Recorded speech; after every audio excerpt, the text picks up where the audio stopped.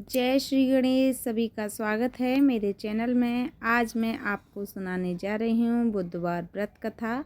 सभी आनंद के साथ सुने और शांतिपूर्वक सुने। बोलो गणेश भगवान की जय। हिंदू धर्म मान्यताओं के अनुसार सप्ताह के सभी 7 दिन अलग अलग देवी देवताओं को समर्पित होते हैं। फिर उन्हीं दिन में अनुसार पूजा आराधना की जाती है। बुधवार का दिन सभी देवी देवताओं से सबसे पहले पूजने जाने वाले भगवान श्री गणेश को समर्पित होता है।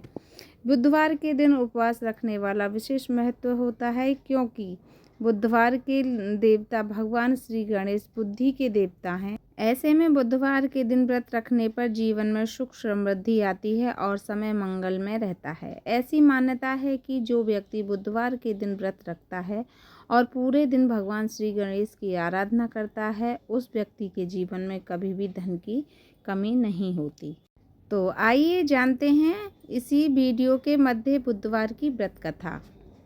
एक समय की बात है कि एक व्यक्ति का विवाह हुए कई वर्ष बीत गए थे। विवाह के बाद उसकी पत्नी एक बार अपने मायके गई हुई थी, तो पत्नी के मायके में रहने के कई दिनों के बाद उसके पति अपनी पत्नी को विदा कराने के लिए ससुराल पहुंचा।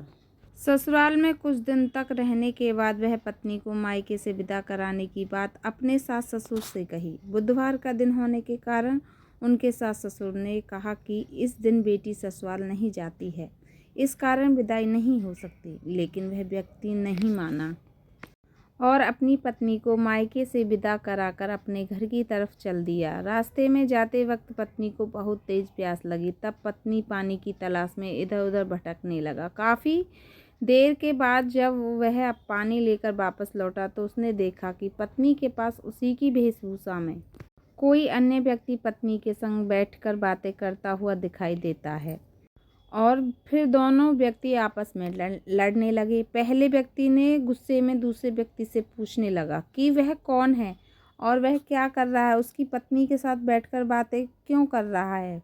फिर वह आपस में लड़ने लगे। दूसरे व्यक्ति ने कहा कि यह तो मेरी पत्नी है। दोनों के बीच भयानक लड़ाई होने लगी।